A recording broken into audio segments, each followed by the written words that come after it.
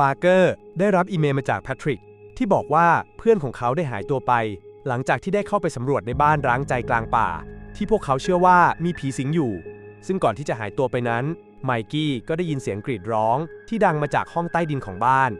นอกจากนี้แพทริกยังได้ยินข่าวลือมาอีกว่าคนในพื้นที่หลายคนก็ได้หายตัวไปอย่างเป็นปริศนาเช่นกันโดยเขาคิดว่าบ้านหลังนี้อาจจะมีส่วนเกี่ยวข้องกับเรื่องทั้งหมดและนี่คือวิดีโอของไมกี้ที่เขาได้ถ่ายเอาไว้แล้วส่งให้แพทริกก่อนที่เจ้าตัวจะหายตัวไปโดยในคลิปของเขานั้นจะปรากฏเสียงร้องแปลกๆของอะไรบางอย่างจนไมกี้ได้หันไปมองทางด้านขวาเขาก็ได้พบเจอกับใครคนหนึ่งที่มีส่วนหัวที่ประหลาดกำลังมองมาที่เขาจากมุมมืดแล้วสิ่งนั้นก็ได้หลบหายไปแต่ยังทิ้งเสียงของความน่ากลัวเอาไว้ทำให้ไมกี้ผวาจนต้องรีบหนีทันที Hello? Is anyone down here?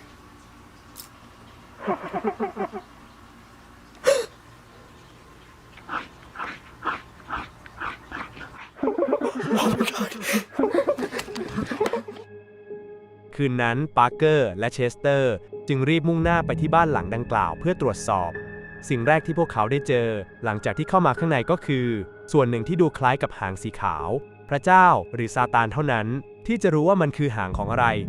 ทั้งสองมีนิสัยมองโลกในแง่ดีจึงเดาว่านั่นอาจจะเป็นหางของงู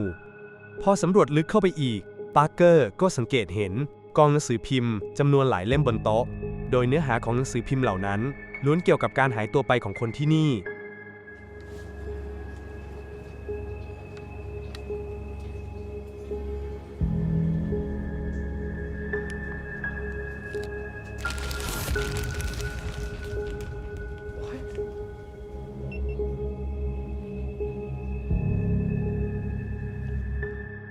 ทางด้านซ้ายทั้งสองคนพวกเขาพบข้อความขนาดใหญ่ที่เขียนว่า Free Food และมีลูกศรชี้ไปยังจุดหนึ่งที่คล้ายกับดักขนาดใหญ่ซึ่งจุดนั้นมีเฟรนช์ฟรายและแฮมเบอร์เกอร์วางเอาไว้ปาร์เกอร์คิดว่านั่นอาจจะเป็นเหยื่อล่อของบางสิ่งที่อาศัยอยู่ในนี้เขาเตือนเชสเตอร์ว่าอย่าเผลอไปแตะมันเด็ดขาดแต่เชสเตอร์ก็ดื้อพยายามเอื้อมมือไปจับมันให้ได้แล้วจู่ๆกับดักมันก็ได้ขยับอย่างรุนแรงโชคดีที่เขาชักมือออกมาทันไม่อย่างนั้นหมอกระดูกคงหงุดหงิดเขาหน้าดู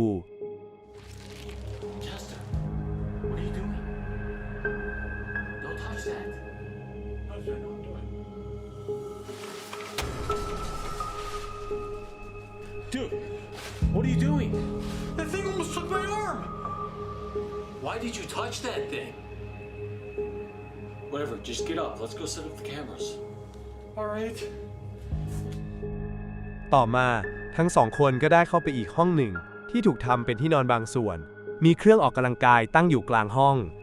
ระหว่างนั้นปาร์เกอร์ก็ได้สังเกตเห็นรอยเท้าเล็กๆที่มุ่งหน้าเข้าไปในพื้นที่หนึ่งมันดูคล้ายกับโพรงขนาดเล็กพวกเขาสงสัยว่าด้านในจะมีคนที่หายตัวไปหรือไม่จึงต้องลองมุดเข้าไปตรวจสอบดูหลังจากนั้นพวกเขาก็ได้เห็นข้อความที่เขียนไว้ว่า Happy Land แม้ที่นี่จะดูห่างไกลจากคำนั้นมากจนกระทั่งทั้งสองคนได้ยินเสียงร้องไห้และเสียงขอความช่วยเหลือดังออกมาจึงได้เดินตามเสียงนั้นไปเมื่อเปิดผ้าออกทั้งสองก็ตกใจกันอย่างมากเพราะใต้ผ้านั้นมีคนถูกขังอยู่ในกรงจำนวนหลายคนหรือพวกเขาอาจจะเป็นบุคคลที่หายสาบสูญไปทั้งหมดต่างขอความช่วยเหลือจากปาร์เกอร์ซึ่งหนึ่งในนั้นก็มีผู้หญิงที่ตั้งท้องอยู่เธอบอกด้วยเสียงที่สั่นกลัวว่าไม่ต้องการมีลูกกับใครคนนั้นอีกด้วยปาร์เกอร์เร่งมือรีบให้การช่วยเหลือขณะที่ยังสงสัยว่าปีศาจชนิดไหนกันที่ทำกับพวกเขาอย่างนี้จนกระทั่งมีเสียงแปลกๆดังมาจากข้างนอกเขาจำเป็นต้องไปดูให้แน่ใจ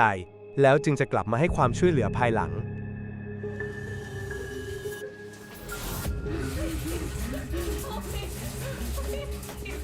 You gotta save me. I'm pregnant. I don't want to have his baby. I don't want to have his baby. Do you hear that? Hold on. I'll be right back. No, please. No, no, no, no, please. Please. จนเมื่อออกมาดูแล้วทั้งสองคนก็ถึงกับผงะเพราะสิ่งที่อยู่เบื้องหน้ามองดูกี่ตลบก็ไม่ใช่สิ่งมีชีวิตปกติแต่เป็นลักษณะของสัตว์ประหลาดที่คล้ายกับหนูขนาดใหญ่กำลังวิ่งอยู่บนล้อออกกำลังกายแล้วมองมาที่ทั้งสองในเวลาต่อมาทำให้เชสเตอร์กลัวมากและขอให้ปาร์เกอร์ออกไปจากที่นี่ทันทีละสายตาไปเพียงครู่เดียวจู่ๆสิ่งนั้นก็ได้หายตัวไป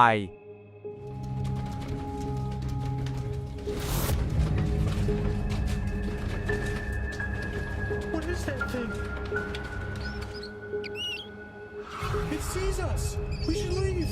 But what about the people in cages? We don't even know what that thing is. What's it doing now?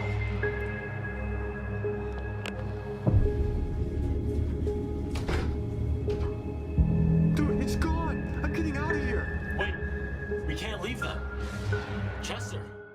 เชสเตอร์เห็นโอกาสที่ดีที่จะหนีออกไป แต่ปาร์เกอร์ก็แย้งมาว่าจะทิ้งคนที่ถูกขังในกรงนั้นไม่ได้ จึงต้องรีบกลับไปช่วยเหลือพวกเขา แต่ระหว่างที่กำลังไปนั้น ทั้งสองคนก็เห็นผ่านกล้องที่ซ่อนเอาไว้ ว่าสัตว์ประหลาดตัวนั้นได้กลับมาที่ห้องอีกครั้งแล้ว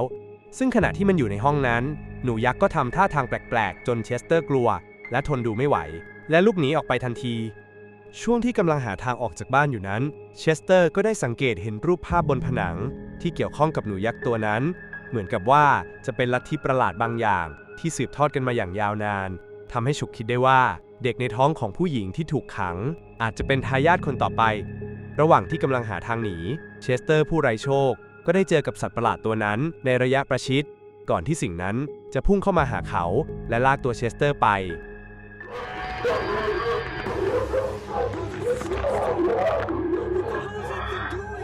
Wait, where are you going? Get back here.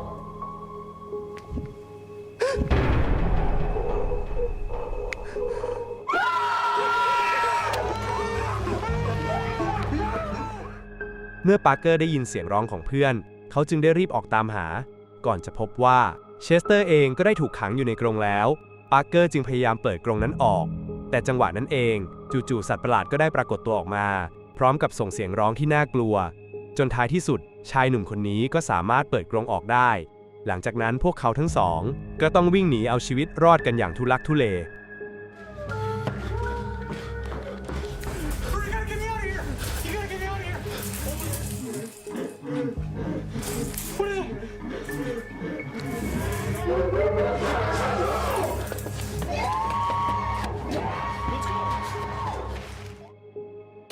นิกบอกว่าป่าข้างบ้านของเขามีสเลนเดอร์แมนอาศัยอยู่ข้างในนั้น และในวันนี้เขาจึงได้เตรียมการกับเพื่อน ในการค้นหาตัวตนของสิ่งนั้น โดยการใช้โดรนบินไปรอบๆป่า เพื่อสืบหาว่าสเลนเดอร์แมนอยู่ตรงไหน หลังจากที่ติดตั้งอุปกรณ์เสร็จแล้ว ทั้งสองก็ได้ทำการบินโดรนขึ้นสู่ท้องฟ้า แล้วเพียงไม่นานก็ดูเหมือนว่าจะเจอบางอย่างเข้าแล้ว เมื่อโดรนเข้าไปใกล้สิ่งนั้นมากขึ้น ก็พบว่าสิ่งนั้นคือสเลนเดอร์แมนที่กำลังทำท่าทางแบบแปลกๆอยู่ นิกได้บินโดรนตามมันไปเรื่อยๆ ซึ่งเขากำลังเดินไปตามทางอย่างช้าๆ ละสายตาไปเพียงครู่เดียว เมื่อกลับมาดูที่โดรนอีกครั้ง นิกก็พบว่าสเลนเดอร์แมนได้หายตัวไปแล้ว Ooh. What the hell? Bro, Okay, that's hold up, creepy. hold up, Wait, let's- actually, get closer, get closer. Him, right? Like, look at this. Bro, that has to be him. Oh, What? he's like twitching or something. He's doing some weird. He could do it anywhere, right? So if he wanted to go in the middle of the forest, he could go in the middle of the forest. But there's got to be something down this path. That's why he's going down it. What? Did you lose him? Bro, tell me you I didn't don't- lose him. I don't see him anywhere anymore. คิดว่าสิ่งนั้นคงไม่โผล่ออกมาอีก นิกจึงได้บินโดรนกลับมาที่รถเพื่อจะเก็บมัน แต่จู่ๆเขาก็ได้ไปเห็นเข้ากับสเลนเดอร์แมนที่ยืนอยู่ข้างหน้า และตอนนี้ก็ดูเหมือนว่ามันกำลังเข้ามาหาเขาแล้ว นิกจึงต้องรีบเก็บโดรนอย่างหวาดกลัว แต่สเลนเดอร์ก็เข้ามาประชิดตัวเขาแล้ว และกำลังจะทำร้ายนิก แต่โชคดีที่ชายหนุ่มสามารถสลัดตัวออกมาได้ และหนีขึ้นรถได้ทันเวลาพอดี The hell? Okay, I need to get the drone.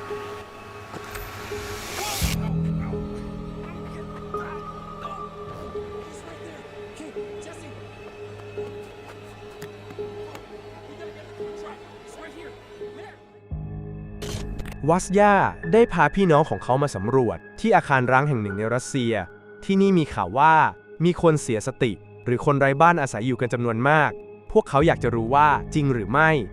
ระหว่างนั้นพวกเขาก็ได้เห็นคนเดินออกไปจากอาคารแถมมีอาวุธอยู่ในมือ ซึ่งอาจจะเป็นคนที่เข้ามาสำรวจในนี้เหมือนกัน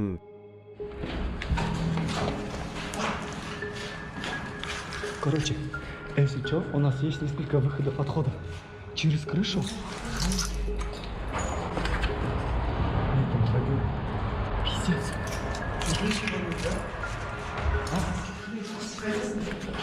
Близбен төрт балап келдің ғой? Близбен төрт балап келген жоқпын ана жақта. Абу. ต่อมาในขณะที่กำลังสำรวจไปเรื่อยๆ ก็ได้ยินเสียงเหมือนคนร้องขอความช่วยเหลือ ทั้งหมดจึงได้วิ่งตามเสียงนั้นไป ก่อนที่จะพบว่าในห้องนั้นมีเด็กนักเรียนคนหนึ่งกำลังถูกคนเสียสติคุมตัวไว้ เมื่อเห็นว่าเด็กกำลังตกอยู่ในอันตราย กลุ่มวัยรุ่นก็ไม่รอช้าที่จะเข้าไปช่วยเหลือ พวกเขาได้ปะทะกับคนเสียสติ และดึงตัวเด็กนักเรียนคนนั้นหนีออกมา แม้จะถือว่ารอดมาได้อย่างหวุดหวิดก็ตาม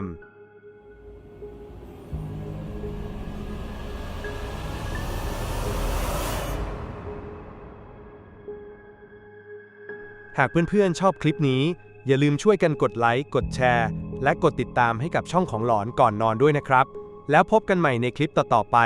กับความสยองและบันเทิงแบบนี้